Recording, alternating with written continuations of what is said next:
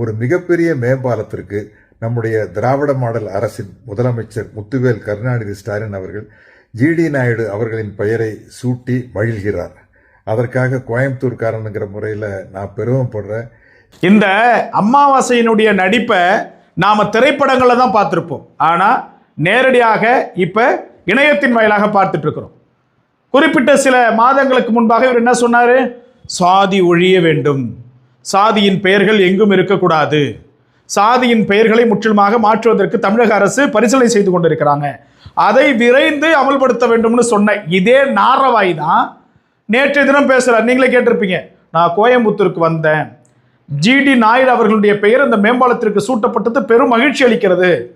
நான் தந்தை பெரியாரினுடைய படத்திற்கு பின்பு ஜிடி நாயுடு அவர்களுடைய படத்துல ஒரு கேரக்டர், அதுல எப்படி ஒரு பிள்ளை சமூகத்தினுடைய பெயர் கொண்டிருக்கக்கூடிய பிள்ளை சமூகமா நான் நடிக்கிறேன். இப்படியான பெயரை வச்சது முதலமைச்சருக்கு பெருமிதமா இருக்குது, எங்களுக்கும் பெருமையா இருக்குது. கோயம்புத்தூர்காரன்ற முறையில ஜிடி நாயுடு அவர்களுடைய பெயரை மேம்பாலத்திற்கு சூட்டியதற்கு முதலமைச்சருக்கு நன்றி தெரிவிக்கிறேன்னு வெக்கமான சூடு சொல்ற இல்லாம பேசுறாரு புரட்சியாளர், புரட்சி தமிழர். எங்கடா நீங்களாம் இருக்கிறீங்க? எங்களுக்கு புரிய மாட்டேங்குது. அது எப்படி உங்களுக்கு ஏதுவா, உங்களுக்கு உகந்ததா, உங்களுக்கு சௌரியமா ஒன்று செஞ்சா புகழாரம் சூடுறீங்க, அதே பிற சமுதாய மக்களுக்கு செஞ்சா வருத்தம் தெரிவிக்கிறீங்க. இது இப்படியா அப்படியா இடி சொல்றீங்க.